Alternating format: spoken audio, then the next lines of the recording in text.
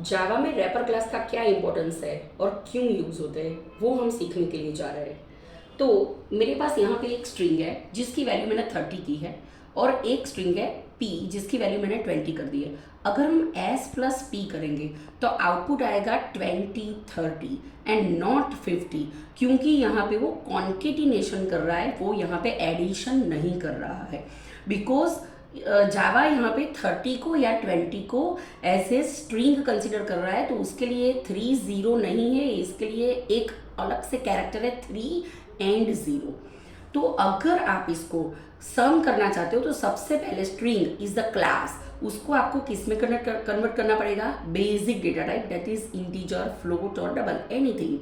तो वो करने के लिए हम यहाँ पे यूज करेंगे integer dot parse int function. So यहाँ पे इंटीजर इज अ क्लास और पार्स इंट जो है वो एक रैपर क्लास का फंक्शन है, राइट। तो रैपर क्लासेस क्यों हम यूज करते हैं, 3 टाइप के कन्वर्जन के लिए।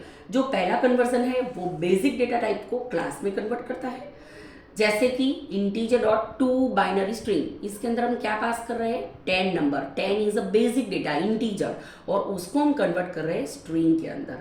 फिर दूसरा टाइप जो है वो क्लासेस टू बेसिक, मतलब क्लास टू बेसिक, जैसे कि मेरे पास एक स्ट्रिंग है 34 और पार्स इंट फंक्शन के थ्रू मैं स्ट्रिंग को कन्वर्ट कर रही हूँ आई के अंदर, that is basic data type.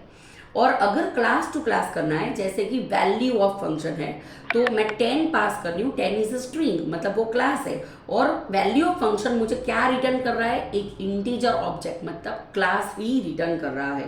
तो ऐसे 3 टाइप का कोई भी कन्वर्जन अगर आपको करना है तो आपको यहाँ पे ऐसी बेसिक जो मेथड्स है वो यूज करनी पड़ेगी, जो मेथड्स हमें रैपर क्लास के अंदर दी गई है।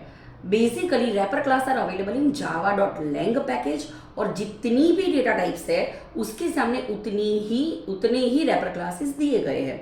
जैसे कि बाइट के लिए बाइट, शॉर्ट के लिए शॉर्ट, आप देख सकते हो बाइट स्मॉल में लिखा है, यहाँ पे बाइट का भी कैपिटल हो गया।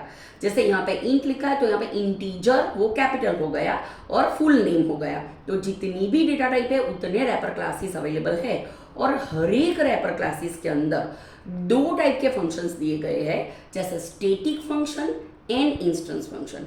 स्टैटिक मेथड जो क्लास के नाम के साथ कॉल होती है, और हम क्लास का नाम डॉट मेथड को कॉल करके जो आर्ग्यूमेंट है वो पास करके हम रिक्वायर्ड आउटपुट ले सकते हैं। जैसे स्ट्रिंग पास कर दी जो कि एक क्लास है, जो उसका कन्वर्जन हमें इंटीजर में होकर मिल गया, जो कि एक बेसिक डेटा टाइप है। वैसे ही इंस्टेंस मेथड का मतलब होता है कि ऑब्जेक्ट के साथ वो कॉल होता है। तो यहाँ पे मैंने इंटीजर क्लास का एक ऑब्जेक्ट ले लिया, int OBJ dot int value.